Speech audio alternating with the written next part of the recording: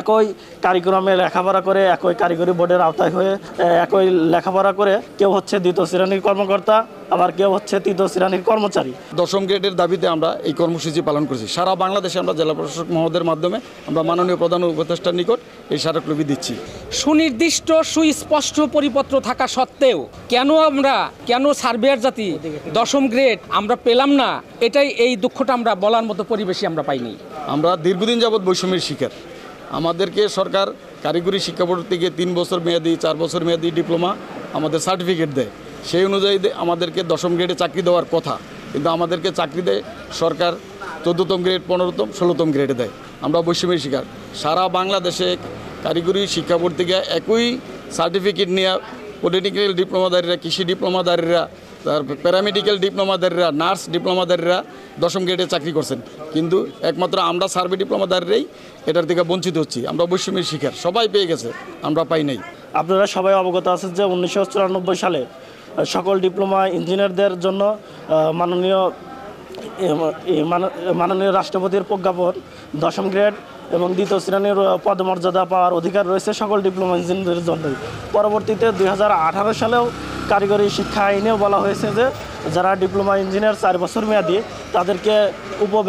তাদেরকে ব্যবস্থাপক কিংবা উপসহকারী প্রকৌশলী কিংবা সম পদমর্যাদায় দেখা যায় তাদেরকে বেতন স্কেল দিতে হবে, এবং 10ম গ্রেড যে বেতন স্কেল সেটা আমাদের দাবি। এই দাবির লক্ষ্যে আমরা দীর্ঘদিন ধরে দেখা যায় যে আমরা আন্দোলন করে যাচ্ছি, এবং আমরা বৈষম্যের শিকার।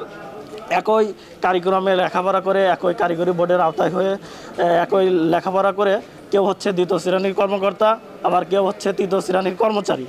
সুনির্দিষ্ট সুস্পষ্ট পরিপত্র থাকা সত্ত্বেও কেন সার্ভেয়ার জাতি 10ম গ্রেড আমরা পেলাম না, এটাই এই দুঃখটা আমরা বলার মতো পরিবেশই আমরা পাইনি, এবং বলার মতো সুযোগও পাইনি। আমাদেরকে সেই সুযোগ দেওয়া হয়নি। এখন আমরা সেই সুযোগটা পেয়েছি। বৈষম্য বিরোধী আন্দোলনের ফলে বাংলাদেশ একটা নতুন বাংলাদেশ হিসেবে পরিচিতি লাভ করেছে। সেই বাংলাদেশে বৈষম্য বিরোধী কোনো সমাজ থাকবে না, সমস্ত জায়গায় বৈষম্য মুক্ত হবে। সেই বৈষম্য মুক্তর একটা অংশ হিসেবে বর্তমান মাননীয় প্রধান উপদেষ্টা বরাবর আমরা স্মারকলিপি প্রদান করেছি। আমাদের রাজপথে যাওয়ার আমি মনে করি না যে প্রয়োজন আছে।